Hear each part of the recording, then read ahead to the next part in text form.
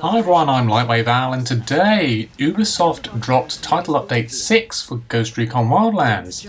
I'm going to take you through the patch notes as I usually do, and read these for you so you don't need to read them yourself. In fact, if you've got something else to do, or you'd rather just not read these, you can just listen to this, and although the words will be up on the screen, you'll be able to see the patch notes.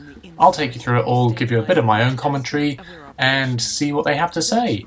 We're going to dive in. There's going to be normally an intro outlining a bit about the patch, how big it is, a summary of what they've added in the patch, and then we'll get into some detail. So let's dive in and see what they've done.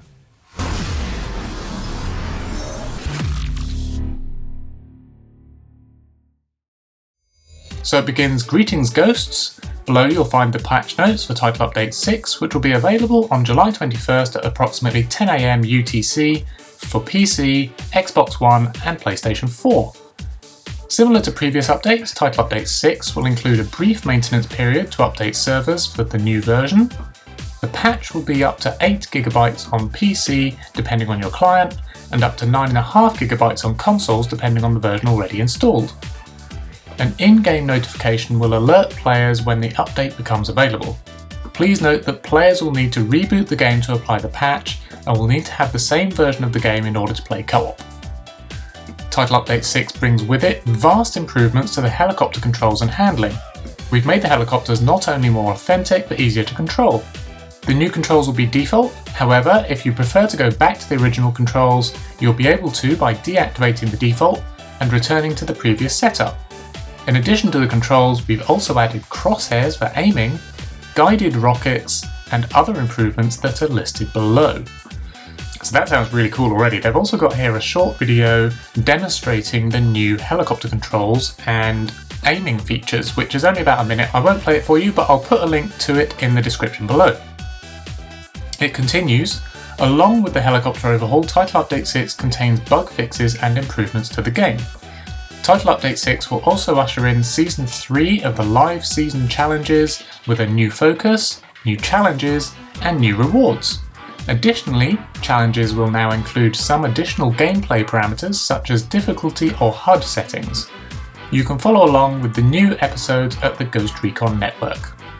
Below are all the fixes and improvements we're bringing you in Title Update 6. Gameplay.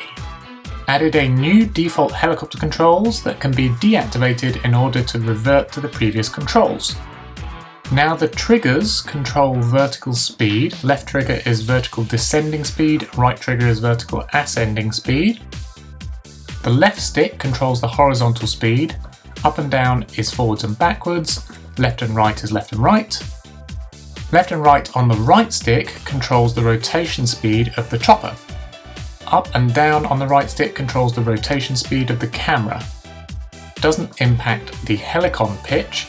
This gives a feeling of the player controlling the camera and the helicopter follows the camera. So that's already quite a cool update by the sound of things. It's actually similar to the suggestion I made on the Ubisoft forums only a few days ago, which was to have similar controls to a radio control helicopter which mimics a real helicopter's controls by having the collective, which is the up and down on the left stick, and the rudder on the left stick, and the cyclic, which is the pitch forwards, backwards, left and right on the right stick.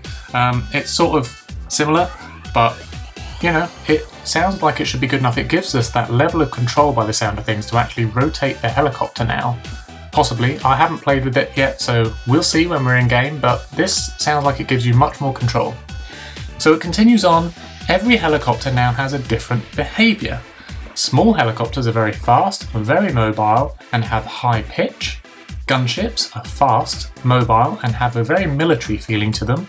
And Black Hawks are slower and more steady when handling. That's quite cool. I already found that the Blackhawks felt a little bit more steady in handling already, but it's nice that they've given the helicopters a more distinct feel now, so that's great. Helicopters' takeoff physics are now more realistic. Once the helicopter reaches the correct RPM, it'll take off automatically. The helicopters no longer slide while taking off. Helicopter engine torque reacts to the player's actions. The player will be able to hear and see the engine rotors accelerating or slowing down. So that's quite good. Previously, we just saw the helicopter rotors once they were spun up to speed. If you were in the helicopter, it automatically spun up to max RPM, and then no matter what you did, the rotors just stayed like that. So now it sounds like they've improved that. So you can see the speed of the rotors depending on the engine torque. That sounds quite cool. Nice little detail. And they've improved destruction of helicopters on impact. You can see some of that in the video above. So if a helicopter's hit by a SAM missile, it'll break apart. I think also I've read on the subreddit, the Wildlands subreddit, that helicopters impacting the ground will now explode immediately as well, which is good. They add a disclaimer: the new helicopter control scheme is not yet optimized for the Steam controller. This may cause moving the helicopter left and right with the trackpad to be very slow. Fair point. I think on the Steam controller it has an analog trackpad for one of the sticks in place of one of the sticks. So I guess they've not quite perfected that yet, but I don't know how many of you that will affect. If you're on Steam controller, leave me a comment down below to let me know, but yeah, that's interesting. They're clearly working on it. So moving on to the HUD. While using a Gatling chopper, the HUD now displays a crosshair while aiming. That is so much more useful. Previously, you kind of had to guess where the middle of the screen was, and you'd be aiming your helicopter all over the place, and it was a mess. While using a rocket chopper, the HUD now locks onto targets. How cool is that? That makes them quite useful, quite formidable in fact, if you're flying one. That means you can lock onto other helicopters and shoot them straight out the sky. Previously it was a real dogfight, it was a mess, but that's really cool. The third point, they say while using a small chopper with rockets, instead of locking, the player shoots rocket salvos. So that's quite cool too. I think previously when you fired it would fire rocket and then rocket and then rocket, so now it sounds like it fires rocket, rocket, rocket, rocket, rocket, or something like that. And finally added a HUD display that shows the current helicopter's speed and altitude. That's also really cool, especially if you know what kind of altitude you need for jumping out and parachuting. There are several times I've been just too low and I've jumped and I've just splat. It's not been pretty. So that's quite good. Missions and narration in La Gringa, they fixed a bug where the objective marker could disappear, and in El Chido's agent, they fixed a bug preventing mission completion if the agent gets alerted. Moving on to user interface, they fixed a bug where the down symbol wouldn't always appear. And in audio, player will hear helicopter engines speeding up and slowing down upon accelerating and decelerating. I assume that's tied to the rotor speed graphic that we see with the torque, engine torque. In the world, they fixed some zones where the player couldn't climb, as they seem to always do in these title updates, which is great because we don't like getting stuck. For Fallen Ghosts, they fixed a bug where some rebel skills wouldn't be displayed on the HUD, and they fixed a bug where some elements in the TAC map and the Los Extranjeros tab would be stretched on the ultra-wide aspect ratio displays. Then for PC players specifically, they fixed a bug causing the Tier 1 activation button to not be clickable when using a mouse. They fixed a bug causing some menu elements to be stretched when using an ultra-wide resolution in the Fallen Ghosts DLC. There's a couple of example resolutions there, 2560 by 1080 and 3440 by 1440. And finally, they fixed an issue that caused scrolling through a list while having a tile selected, and moving the cursor away would reset the list to the selected tile. So those are all the fixes. That's not many again. We didn't have many in Title Update 5, and there's not been many in Title Update 6, but they close out by saying, "We're grateful for your continued passion for Tom Clancy's Ghost Recon Wildlands. The dev team will continue working on the game to bring you even more updates in the future.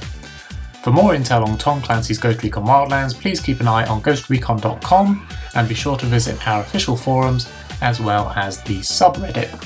Now that link to the subreddit goes to the Ghost Recon subreddit, but there's also a separate one for Wildlands specifically, which I'll put a link to in the description below for you.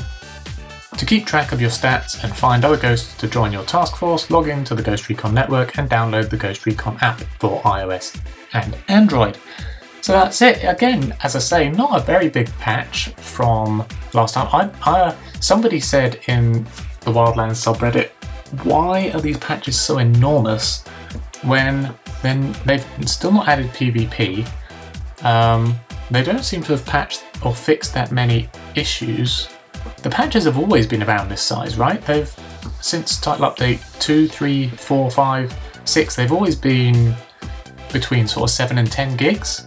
I don't understand it myself. I had to delete some things off my Xbox to make space for this patch. It's crazy. I don't know what they're doing with all this size. But anyway, hopefully it's new assets and things. They don't mention anything here about graphics or audio assets other than just fixing some bugs. So I assume maybe with that helicopter patch came quite a lot of new stuff, but who knows. Bearing in mind, we do all use helicopters to get around quite a lot in Wildlands, and there have been quite a lot of complaints, not complaints, maybe suggestions or wishes from members of the community asking for these helicopter controls to be changed, made a bit more like GTA or Battlefield or Arma, and it sounds like they've listened, it sounds like they've put some thought into these. I'm going to log in and give it a go because I really want to try out these helicopters. I want to see what they're like.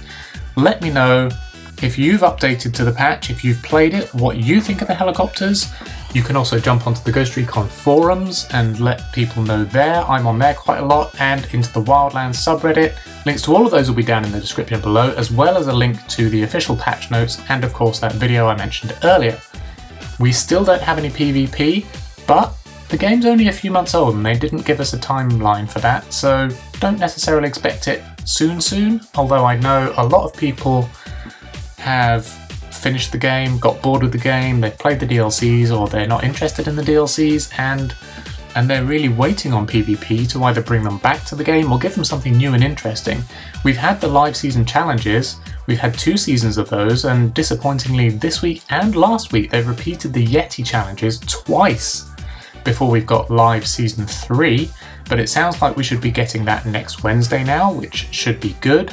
They've also, as a point of interest for you guys, put on the Ghost Recon forums a call to the community to provide some input in what we'd like to see in live season 4 for the challenges. So check that out. I'll link that as well in the description below.